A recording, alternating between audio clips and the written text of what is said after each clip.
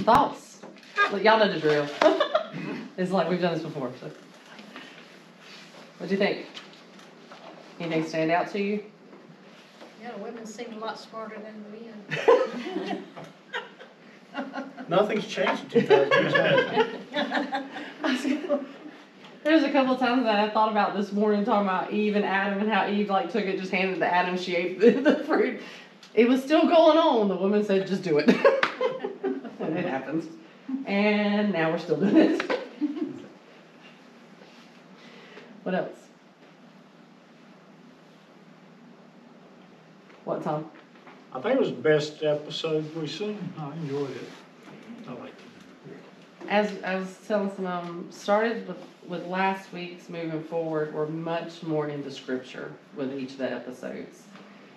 There's still some liberties, obviously, like some of this didn't necessarily take order that we know of, in the way he's portraying it, but it's much more scripture involved than, like the one with the children. So it gets a little heavier, each one of them.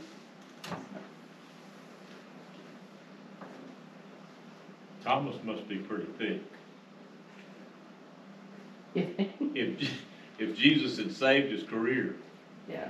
I mean, on the spot, with no questions asked, if he told me to be in Samaria in 12 days, I'd probably be thinking off to go Where you are. now. And there's...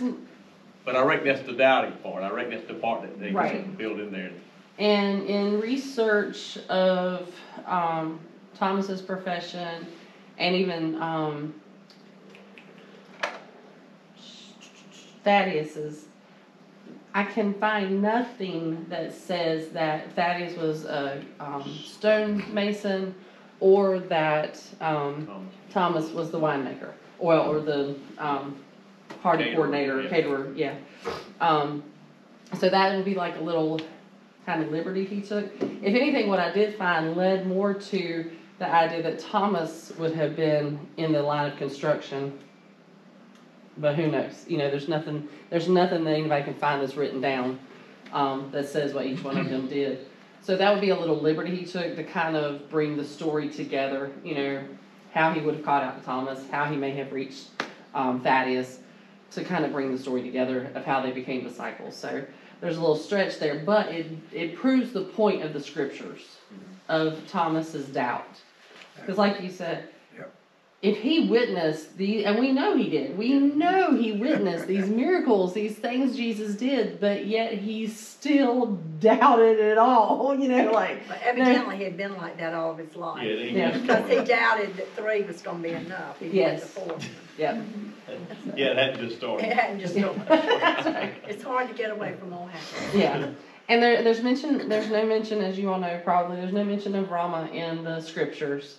But again, that's how they're kind of portraying, to bring out the character of Thomas, and his insecurities and how he doubted things. So. I think Simon's got a good wife. Okay, so. I liked her response. He is the only married disciple, right? Never in all of my life have I ever thought of how that would have affected her. Yeah. It was just one of those things I've read over, he healed her mom, which means that was his wife. If he healed his mother-in-law, he was married. Never once did I carry it to how that would have affected his wife. And I love how this depicts that. There was more. We read it and we know Peter or Simon is a disciple, but we read it and that's it. We don't think about what else is going on in his life. I mean, okay, any of you who have husbands in here, your husband comes home this evening and says, Jesus called me to follow him and I gotta go. Are y'all gonna react like Eden did? Probably not. I ain't going to. I mean, what you talking about? Jesus called you. I don't think so. We got stuff to do. So, I mean. We say, well, if you're going, I'm going with you. That too. But of course, if you think back, the mother-in-law, her mom is now in the house, so she's responsible for her mom at this point. She's taking her in, and that is scriptural. The mother-in-law was living with them, Simon's mother-in-law. So, she has responsibilities or whatever. But yeah, it really brought out that aspect and that extra layer of his life and what that would have been like to walk away, you know.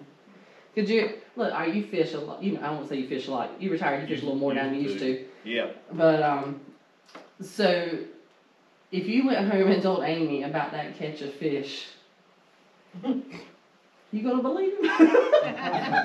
When I did fish, she told me she only counted the ones that were in the box. You can catch all you want to if That's you didn't right, put them in don't the box. tell me about the one It got not away. big enough for Right. It got got away. Yeah, I mean, so, I've got a confession. I have to give it. Jill and I were fishing this week. And I won't play in Simon, I won't play in Peter, and I won't even play in God. But I did catch a trout, 15 inches, and it was a good trout, it was nice. I put it in the cooler. Jill caught one. It was 13 and a half, I told her it was too small. And a few minutes later, we threw it back over. A few minutes later, I said, you better look up and see how big these trouts got to be. I wasn't quite sure. Well, 12 inches was the number. It's a great trout. I threw her trout over the side. That's the kind of And I worked from fisherman. that, hot and heavy. so Jimmy, what you're saying is you resonate with Simon Peter. Yeah. We all do on some level, I can assure you. Well, I noticed Thomas was not the only doubter. Nicodemus had witnessed a miracle too, Mhm. but he still doubted. Yeah, he can't get over. Even when John the Baptist Yeah, he- tried to tell him, remind him that it was prophesied in the Bible, that God had a son that was coming and so on, he still didn't want to believe. He hadn't put it all together yet. Yeah, And again, as we know, him talk, Nicodemus and John talking is not in the scriptures, but again, it's used to point these things out, you know. but he and Thomas were basically like trying to find a logical explanation Mm-hmm. for No, the yeah. miracles. You're right. That's not what I thought John the Baptist would look like though. Oh, really? I thought he would be bigger, real broad, and just kind of real real Yeah. hairy. It was Real rough. Frontier. Well, he's I I didn't frontier. picture him being too big because he walked everywhere he went, so I figured he'd be a skinny dude. Never thought of that. I was with you. I've always kind of pictured him a bigger man for some reason. I don't know why, but you're right. I mean, 'cause figured maybe he got if he walked lost everywhere. because of being an itinerant preacher and wandering all over, walking everywhere. Yeah. I thought he'd be kind of skinny and looking under fence. and if he ate locusts, I mean, like, he can't be just so big. So there's that. I loved the interaction they portrayed though between John and Nicodemus, and watching John's reaction to the news that Jesus had completed a miracle, performed a miracle. Of course, John's stubborn to Nicodemus to start with. He doesn't like Pharisees. He's called them vipers. We know this. And then, he's talking to him and he's telling him about the miracle, and then he says, "It has begun." And again, that's another element. I guess I've never thought of what John's reaction would have been to all this beginning. Literally, his entire life has led to this moment. Literally. He was born for this. This was his whole call in life, is for this to happen and for him to lead the way. And, Scripture says that Jesus must be glorified more and I must recede or yeah, he must become Maybe bigger, I less. must become less. Yep.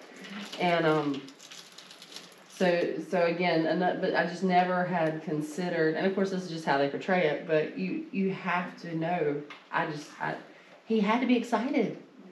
Yeah, it sent chills on me Yeah. watching it. When he starts to, well, I was like, he's like, it just gets you fired up. But yeah, just how excited he had to be about it. And then the scripture is actually a scripture, obviously they alluded to it, but a scripture that he quoted to Nicodemus, and Nicodemus answered the oracle of Agar, son of Yeka, I think is how you say it. It's from Proverbs 30, verses 1 through 4.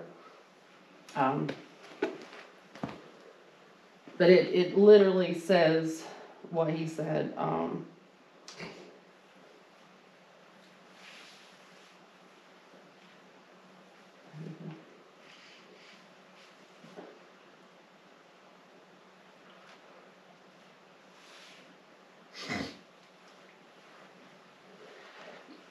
The sayings of Agar son of Yakah, an inspired utterance.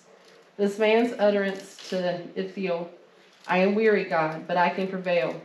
Surely I am only a brute, not a man. Am I reading the other one?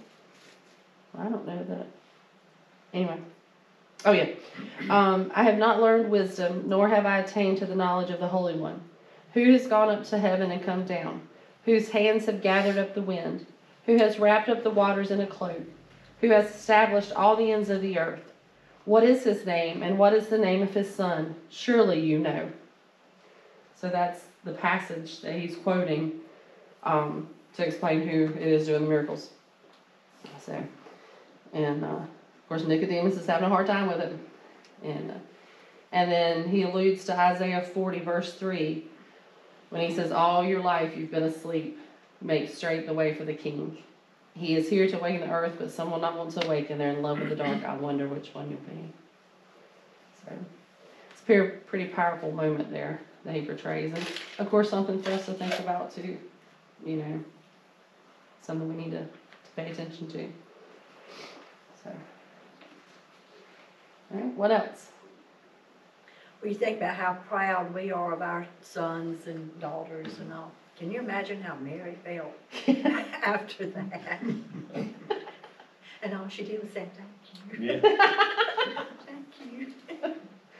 So I love how they tied together his teaching in the temple and then having lost him to then that moment of changing the water to wine. You know, that, because, you know, the intimate moment with his mom in both occasions, because you know she was scared to death when she couldn't find him. I mean, she knows it's God's son, but at the same time it's her kid, you know, like, you don't want to lose him. And so, you know, while the line isn't scriptural, I love how they tie it together of, it's not time, if not now, when, and then she kind of turns it around on him later on. And I like the part of when he was with the children, you know, that was important. Yep. So it should be important to us as well. He always welcomed them, never turned them away. Yeah. Yeah. So,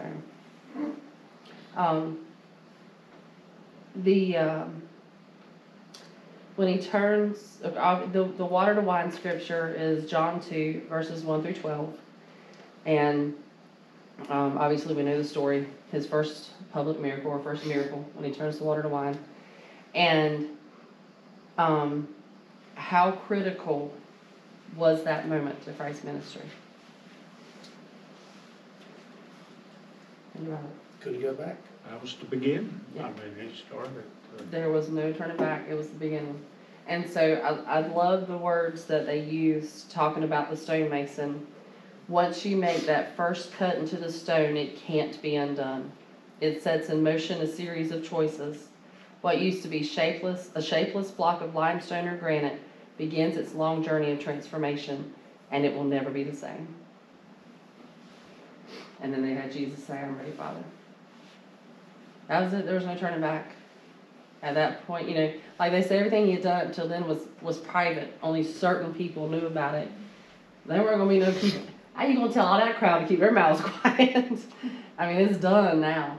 And so that would have been a heavy moment. Again, I think that's the moment we kind of flippantly read.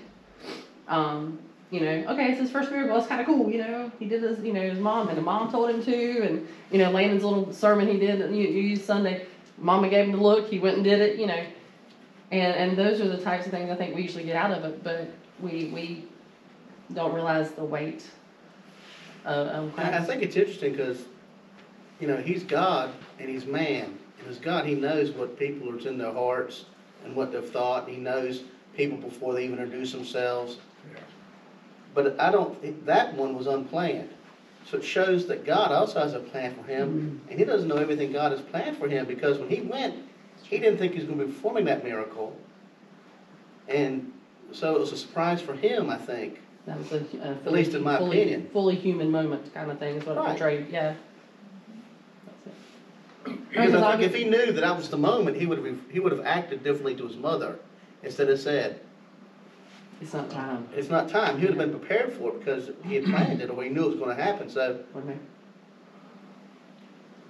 And I wonder if that's why he prays a lot to God. When big things happen, he goes off by himself. And we'll see that in the series. Yeah, yeah, to spend time with him. I mean, I guess he knows he's going to be crucified, but, He thought his mama knew that there wasn't time for him to, well, you know, Yeah. and she evidently she did. but I may be wrong. No, I love the point though. I mean, again, I don't know that I had taken it that far, but that's very valid. So again, showing his humanity. I wonder what would have happened if, his parents had allowed him to continue doing what he was doing at 12. Would he have been crucified at 14 or 15? Or would he have lived to be 20 or 21, or what would have happened, I wonder? Probably even quicker. I mean, you think about, because he'd be a kid. I mean, I realize they looked at the age 12 different than we do. You know, he's coming into manhood. But he probably wouldn't. It probably wouldn't have taken that long because they just felt like they had more authority over him because of him being a child, kind of thing. Knowing how we are and even how they viewed children back then, I don't think he would have amassed the following at that age. Now again, he's the Lord. He can do what he wants to. You know, he can make happen what he wants. But I mean, you think about if a 12-year-old starts teaching and preaching to us, we aren't going to turn around and follow them, are we? I mean, chances are not. They said we need to hurry up in case there's a formal inquiry. The Pharisees and Sadducees would have put him under wraps. Yeah. Yeah. If he had been all that teaching, no one on that, and then they would have kept him locked up and had him teach or learn from him. And the other thing is, Jesus was very critical of them. He called them hypocrites repeatedly, and he was distanced from them.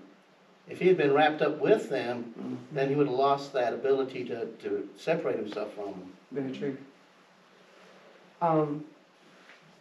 In the wine scene, I love, and I don't know if they intended it this way, but this is how I saw it myself.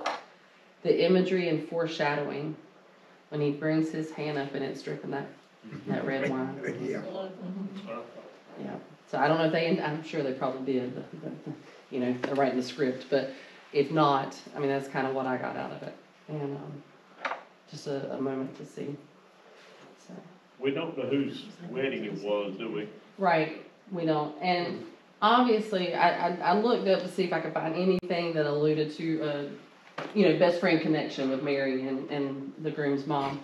And there wasn't anything, but they obviously knew them because they were invited to the wedding.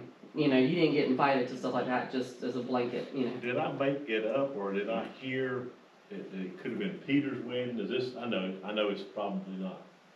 I've never read that or found it, but. Anybody else heard, or?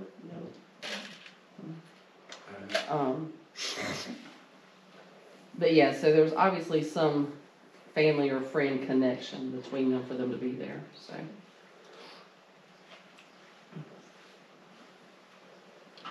But they were kind of back then like we are today.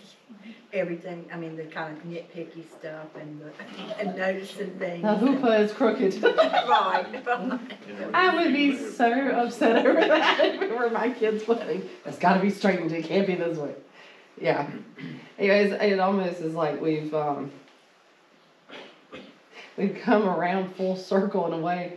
Because, Will and Julie and friends getting married and conversations about maybe their future and stuff. Venues, that's the thing now. Everybody goes to a venue to get married instead of going to the church, And there's this kind of stuff, the over-the-top decoration. I mean, we've always decorated for weddings, don't get me wrong. We decorated for ours, but I was sitting there looking at that, I'm like, that's the same stuff that we're all doing nowadays. We're finding some place to go have it. We're getting everything decorated, everything looking right, everything's got to be perfect, so. Anyway. And sure, there was an answer if they'd given out of wine, because that country was wine-making people. They were the best. And that's what they drank. I mean, they had a special blessing That's for it. exactly, yeah.